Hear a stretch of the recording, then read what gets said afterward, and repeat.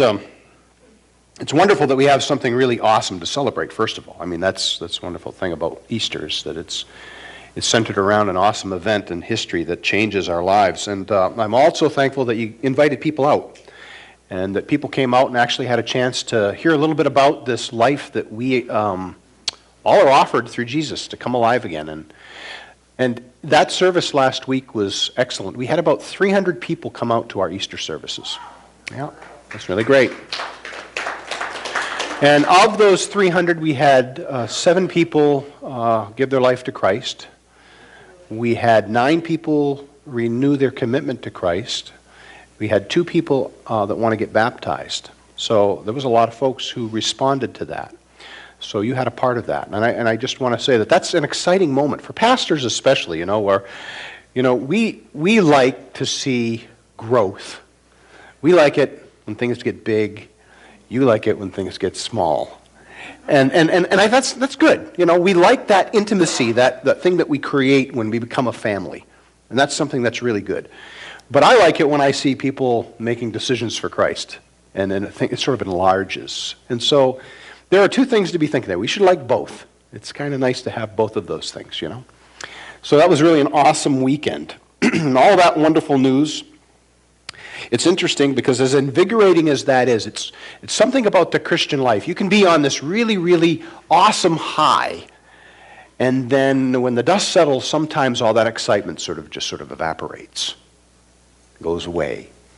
And we wait for that next moment we're on another cloud. But it's interesting how that works. What we're looking at today is we're going to be looking at coming alive, and we come alive by coming back.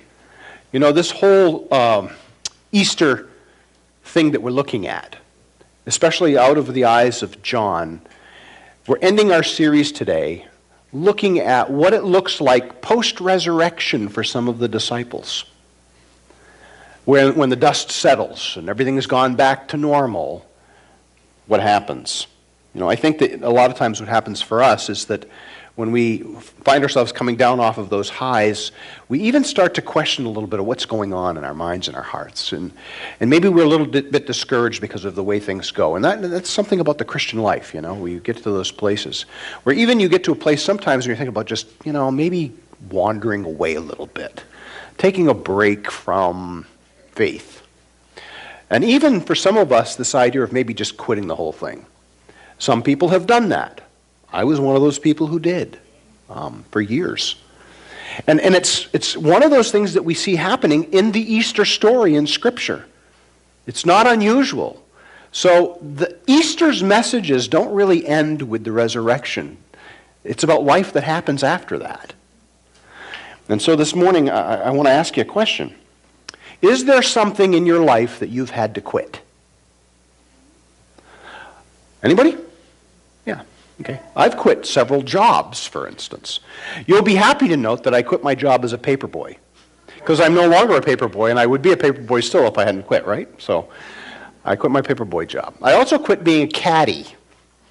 And I also quit being like a car salesman and an insurance salesman. I couldn't do that because I liked people too much. I just gave things away. I never made any money. So I needed to quit. And sometimes, it's always better if we're the ones quitting and we're quitting on our own terms instead of somebody coming up and saying, it's time for you to go. It's always better if we can quit on our own terms.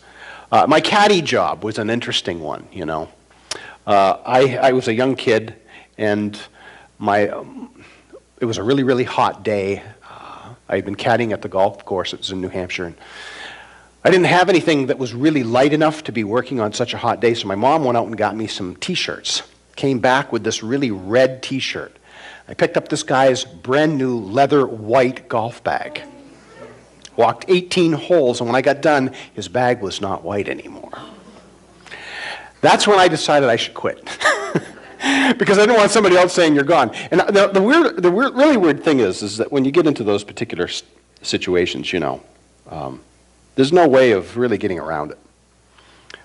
There are sometimes we need to actually walk away from the things or the people or whatever else. We need to quit sometimes. It's one thing if you quit, for instance, a job or you quit the gym. But when you quit people, that's a whole different kind of a thing. And sometimes you have to do it, but it really is hard, and it really hurts sometimes. Especially when you shouldn't, and you do. But that's something that we see happening a lot of times. You know, what we're going to be looking at today is this idea of what do you do when you walk away from God? What do you do when you walk away from God? I suppose the question could be both hypothetical and personal. You know, what do you do when you walk away from God? Or what do you do when you walk away? What have you done when you walked away from God? Or what might you be thinking about doing as you think about walking away from God? I mean, these are questions that I think we face oftentimes when we come down off of these highs and we find ourselves in the doldrums and we're not sure why. I don't know what your story is. I don't know if you've walked away from God totally, or there's just little bits and pieces of your heart that you've walked away from God with. You know, we don't know where that's at. But you might be one of those people who you're just back here today. You've walked away from God somewhere in the past, and you're just saying, I'm going to give it one more chance. I really don't know if I even want to come back. I don't know where you're at, but I do know this is that if you haven't walked away at some point in your life, you may think about it very seriously. Where do you go when you walk away from God? And then here's the other question. What do you do when you bump into him again? I mean, you ever had that happen? You quit a job and you end up finding the boss that you just said gave your notice to, and you say, how's post me doing? What do you do? Maybe it hasn't been that experience. Maybe you walked up to somebody that you broke up with. That's an awkward moment. And what we're looking at today is actually a very real moment like that for Peter. Because Peter, in a very real way, has walked away from Jesus. And he's going to bump back into him today. But before I get there, let me give you some context about our text this morning. We've been tracking the life of Jesus through the book of John. John has this very unique perspective because he's the only disciple out of all of them that was there at the foot of the cross and saw Jesus in his worst pain and his worst moment, and he stuck to it. He's also one of the few, or the first, that were there at the tomb when he resurrected. So John has this unique perspective. And as we look at what we're doing today, John is going to reveal another very, very important moment that takes place between Peter and Jesus. You know, Easter has come and gone. The resurrection has come and gone. It's done. This is all taking place after Easter, after the resurrection, when Jesus and Peter bump into each other. He's appeared to the disciples just briefly a few times up to this point. Hasn't been as many as we see him doing over that course of that time that he is visiting people. I mean, he visits some 500 people, see Jesus as a resurrected person. But up to this point in our story, it's only been a few times. As a result, there are still a lot of unanswered questions that the disciples have. And there's unfinished business for Peter and Jesus. Because in the chaos and in the commotion of the crucifixion, Peter found himself in a crowd and people saying, hey, I know you. Weren't you with that guy? I think you're with that Jesus guy. You've been with those disciples. And he's going, hey, I don't know him. I've never met him in my life. I don't know those guys.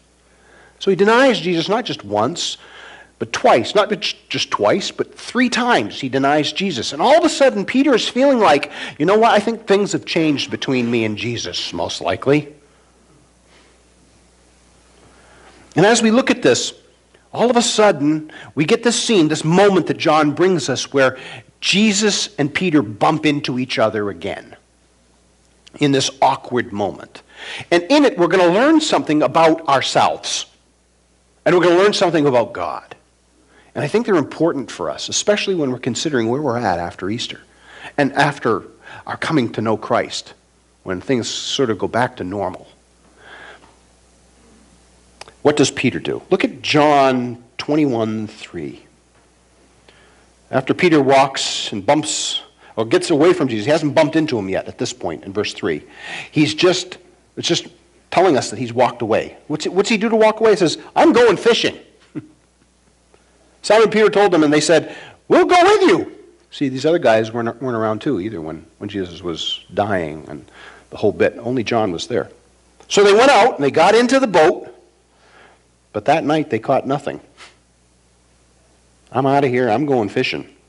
Now, why is this so important? Why is where you go when you walk away from God important?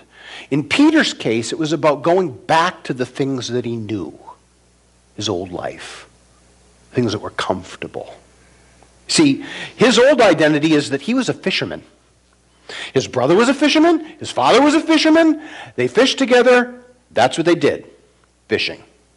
And that's what he felt comfortable with. And he went right back to that, thinking that whatever he'd lost in the process of what went on and what went down during the crucifixion, that maybe he'd find it again in some significance and meaning that he'd experienced in his former life. Why not? That's what we do. When we decide to walk away from God, we sort of go back to where we were. A place that was comfortable, the things that we know, the things that we do or did. Jesus said, when I called you to follow me, I called you to a greater purpose, Peter. I had something in mind for you that was greater than this. I even gave you a different name. You were Simon before, you're Peter now, because you're the rock. And it's upon the rock of Peter and Jesus' relationship, that I want to bring some even greater purpose into your life, Peter. But after all these denials that Peter had made, he thinks that the friendship, the relationship, the love relationship that he has with Jesus has suffered. And he finds himself subtly wandering away. And where does he go? He goes back to what he knows, back to what's comfortable. And who goes with him? The disciples. Because there's a rule somewhere that nobody should go fishing alone. I think it's in the Bible somewhere.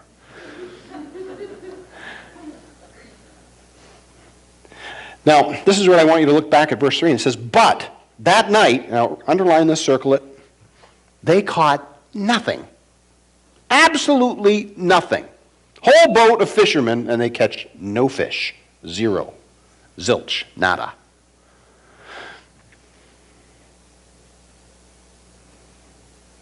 It's interesting, isn't it? When we find ourselves walking away from God and we go back to where we think we want to go, we'll go back to those old relationships. Somehow we find those numbers tucked away somewhere and call them up. We go back to our old stomping grounds. We go back to our old habits. We go back to our old addictions. And we come up empty. Even emptier than when we began. Because what we thought is that in the hustle and bustle of all that excitement, when we walked away and we thought we could go back to our old life and find some of that meaning, that significance, and as we get there, we all of a sudden realize, you know what? It doesn't hold what I thought it had. I'm coming up empty. And I'm coming up even emptier now than I was before. And something's not making sense to me. I thought I'd find significance out there away from God. And I'm not. I feel even emptier. And this is where we find Peter. He's walking away from God. Despite his deep doubts, though, of Jesus not really having any interest in him anymore, it says in this that basically Jesus is searching out Peter. He's saying, I'm not done with you, Peter. I'm not done with you. You've walked away from me, but I'm not done with you. And so you get to verse 4. And it says, early in the morning, Jesus stood on the shore, but the disciples did not realize that it was Jesus. Now, granted, it's early in the morning. It's still kind of dark. They probably can't see him. It's probably 100 or so yards away. They can make out a guy on the shore, but he's within earshot.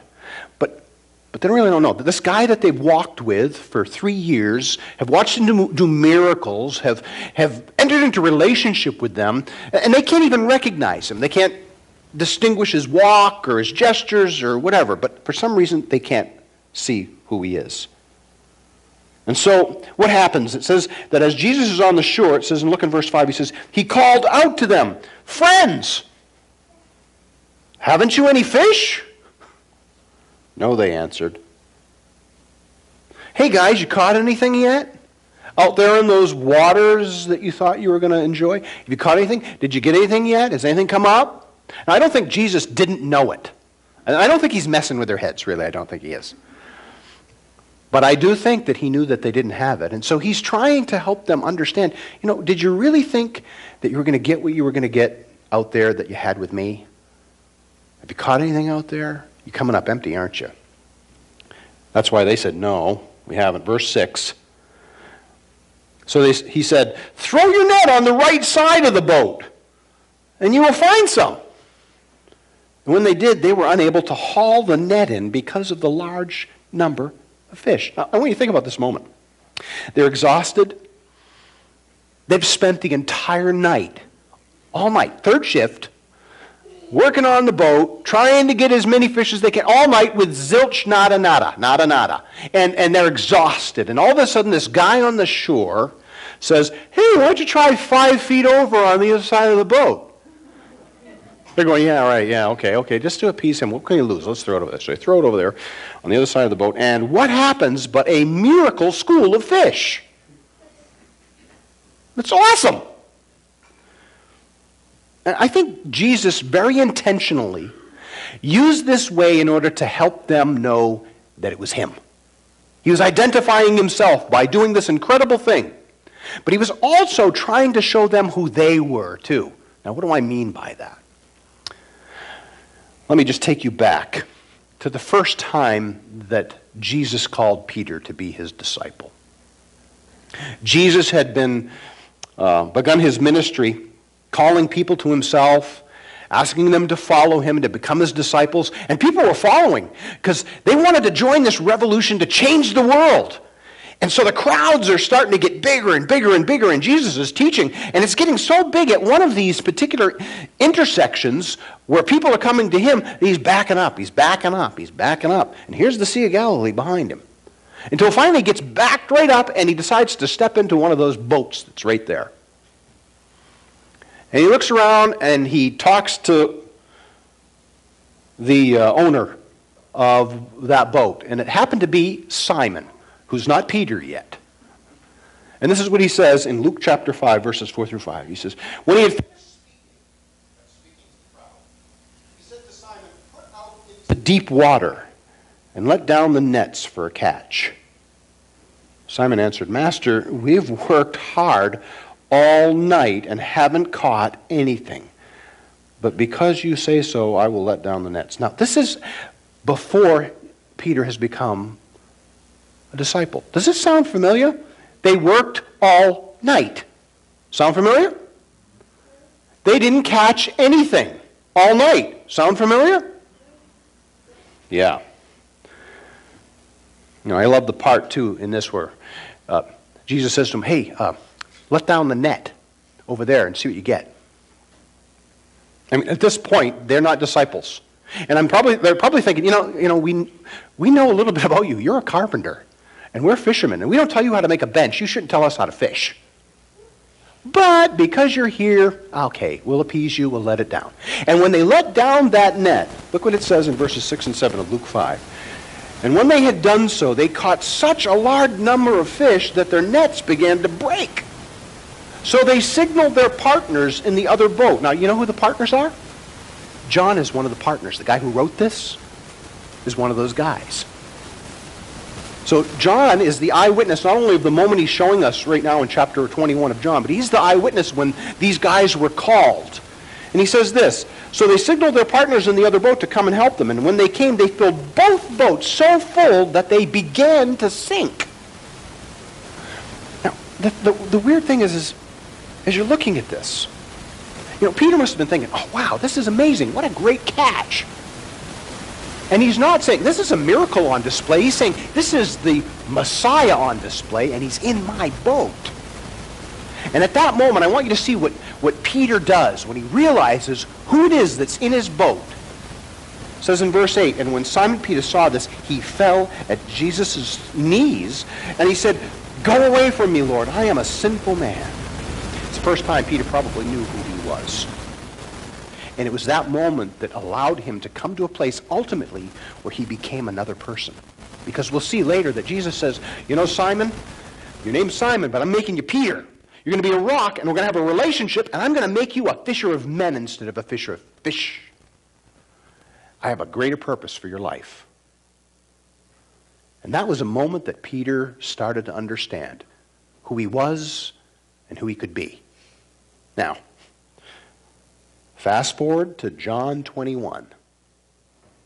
John, the beloved, the one that said he was loved most by Jesus and could outrun Peter, had any leap faster and run taller and whatever, he was Superman. He wanted everybody to know it. He's there, he's recording this.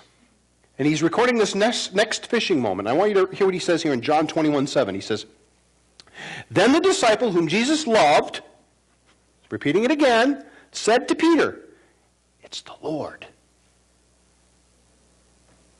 It's the Lord, Peter. You remember we've seen this before. This isn't the first time we've seen this whole scenario play out. Where he said, "Hey, did you catch anything last night?" Nothing. "Hey, put the net over the other side of the boat." Wow. He said, "It's the Lord." And when Peter heard this, it says, as soon as Peter heard him say, "It is the Lord," he wrapped his outer garment around him, for he had taken it off, and he jumped into the water. So as soon as Peter hears this, he can't believe it is the Lord. I do remember that. And he couldn't get off that boat quick enough, and he's finding his way, swimming to shore, soaking wet. He gets to the shore while the boat, with the 10 guys who are rowing faster than you can believe, come right up behind him. He's the only one wet in the bunch. But he wasn't going to be beat out by John again. I'm going to be the first one on the scene. And what do they find when they get there? Here's Jesus over fire, making them breakfast.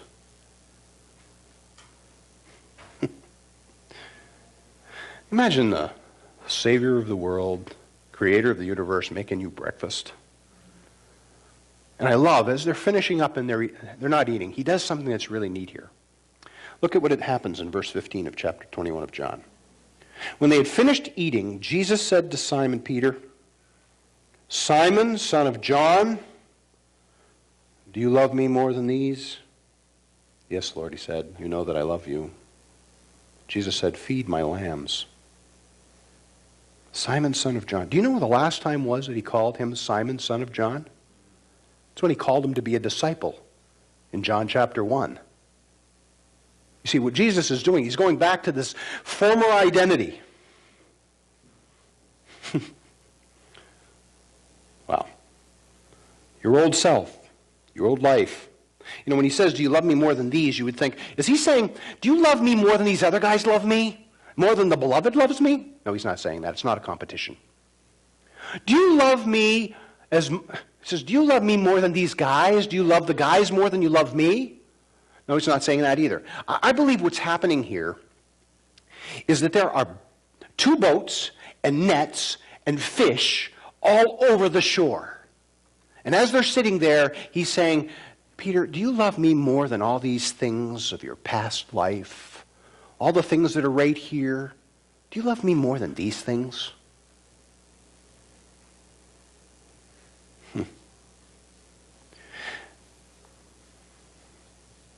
Wow. And then they stop and they're doing things as if, just maybe cleaning up things or talking or among themselves. And then all of a sudden he looks back up at Peter again. Guys are all there. They're all listening in. They all abandoned Jesus too, except for John. But they're all listening in. And he looks at Peter again as if it was a whole new moment. He says, okay, and this is what he says. Look at it. It says in verse 16. Again, Jesus said, "Simon, son of John, do you love me?" He answered, "Yes, Lord. You know that I love you." Jesus said, "Take care of my sheep. Not just my children, but take care of my sheep, my people, the church." And probably there was another moment, and then he goes to verse 17. And he says the third time to him, he says, "Simon, son of John, do you love me?" Peter was hurt because Jesus asked him the third time, "Do you love me?" He said, "Lord, you know all things. You know that I love you." Jesus said, "Feed my sheep." Now you wonder, why was Peter hurt? Was he hurt because he didn't think that Jesus was paying attention? Like, was he talking and Jesus was just sort of looking at his iPhone and texting and stuff? No. I don't think it was that. Well, do you think maybe it was because in his greatest hour of need, Jesus was left alone by Peter in his moment of shame, and he's just getting Peter back. I'm going to shame you in front of all these guys as I pick you out and talk to you. And I'm going to get you back for what you did to me. No, that's not God. I'm glad I'm not Jesus. I might have done that. But that's not what Jesus did.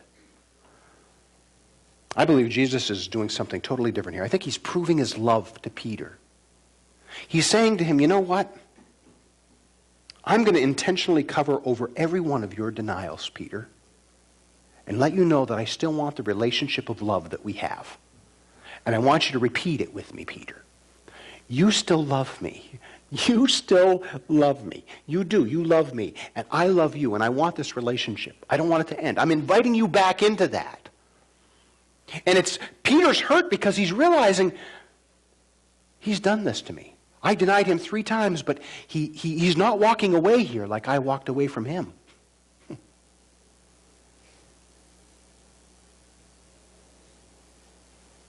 He's not punishing him. He's giving him greater purpose. He says, regardless of wherever you've been, whatever you've said, whatever you've done, my relationship with you is still intact.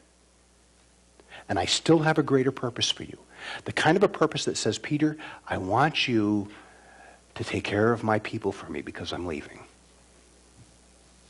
You have value, Peter.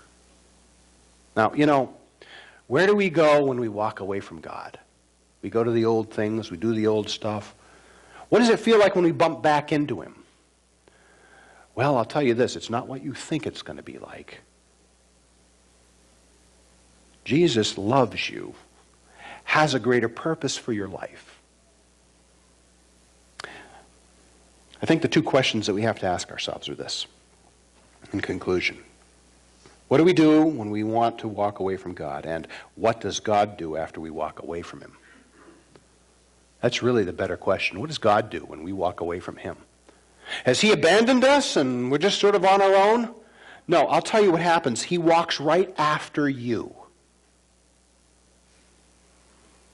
When you turn around, Jesus is on the shore saying, hey, I'm here. I'm right over here. I'm here, and I still want to have my relationship with you. And I want you to come in. I want to make a breakfast for you, and I want you to help you to get over what you think has gone wrong in our relationship. I want to cover over all those denials, all those little yearnings to walk away and wander in your own direction, and I want to give you, again, an assurance that my relationship with you has not changed. I'm still with you, and I still have a greater purpose for your life, Peter. That's awesome, isn't it? We've been there. In moments like these, we get a glimpse of who God is and who we are and how much we matter to him. Are there any parts of your heart right now that are wandering away from God? Anything in your life that's going on that makes you think like maybe I need to just sort of slowly, subtly drift away? Find something else. Go back to my old life that I thought was fulfilling me. I'm going to tell you right now, you're going to come up empty. Maybe you're wandering because of a deep pain in your life, and you're assuming that things are all done. Or maybe you're the person who created pain in somebody else's life, and you think that you're no longer worthy. I mean, that's where Peter was at. Maybe your addiction or the habit that you had got out of hand again, and you've hurt some people that love you. You've hurt yourself, but you've hurt other people, and you feel like, what use am I? I'm no value whatsoever. Jesus is saying, I'm on the shore just waiting for you.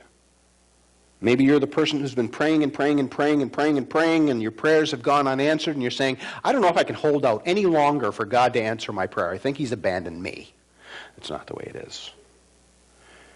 Maybe you're drifting because you've been deeply wounded by somebody in the church.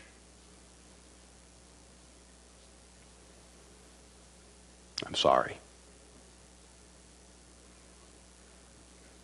Really am. Maybe it was me. But I can tell you this. God will never wound you. You can always trust him. And he knows that you have to put up with some people, his sons and daughters, who sort of hurt people along the way. But God will never, ever leave you, never walk away. He's always there pursuing you with arms open wide saying, come back so I can help you come alive again. You can trust me. Today's a good day to turn around. You know, Easter's over. And maybe you're feeling like you don't have it. It's not there. It doesn't have to be. I want us to pray together this morning. And if you're one of those people who think, well, I missed my opportunity on Easter, no. Peter got his opportunity after Easter. We get the same one. Let's pray. Heavenly Father, thank you